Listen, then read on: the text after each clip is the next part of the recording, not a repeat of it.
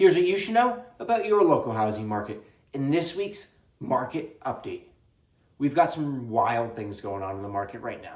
We've got everything from houses flying off the shelves in crazy bidding wars to other houses sitting on the market and getting price reductions. It's hard to tell when you're a buyer what that house is going to need you to make an offer right away and waive everything and bid as high as you can, or if you can sit around and maybe negotiate. So there are a lot of nuances to figure out, and it's really been a case-by-case basis. I'm seeing property sale contingencies, not often, but on rare cases, I'm seeing property sale contingencies come back into play and be considered. I'd love for those to come back into play. Yes, as long as this market is, super tight inventory and very competitive, that's going to be challenging. But I think that would be such a good thing for opening up inventory and, really balancing out this market and getting things moving again if we could see property sale contingencies come back into play.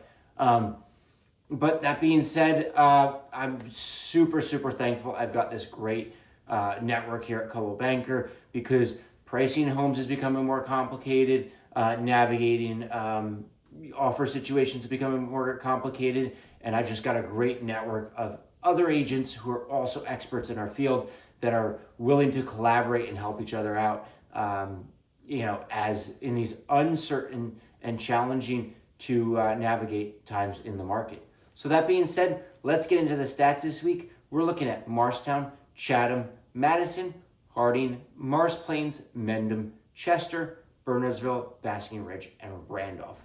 We saw 61 homes come on the market this past week. That's a 6% decrease from last week.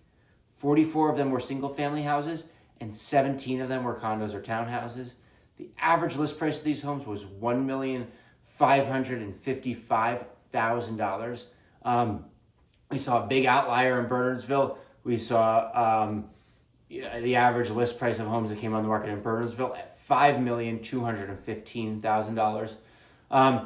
Total inventory, we are now up in the threes. Currently, there are 304 homes actively on the market in these towns. That's a 3% increase from the prior week.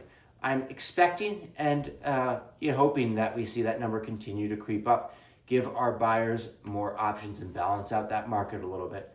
Total homes sold, we saw 31 homes sell this past week. That's a 26% decrease from the prior week. Average list price of these homes was $1,070,000. The average sale price was $1,108,000. So the average sale to list ratio this past week, homes sold on average for 3.6% above the list price.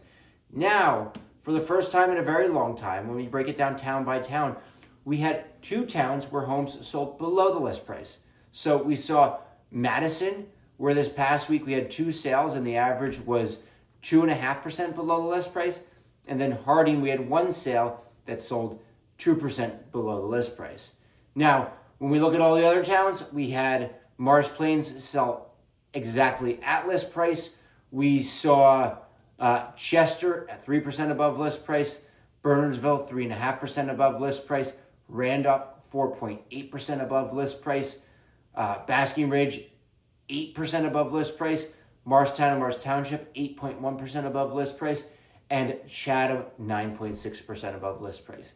Now, I'm expecting maybe some of these towns are going to be consistently remaining high for a while, but my prediction is weeks going forward, we're going to see something similar. We're going to see a split.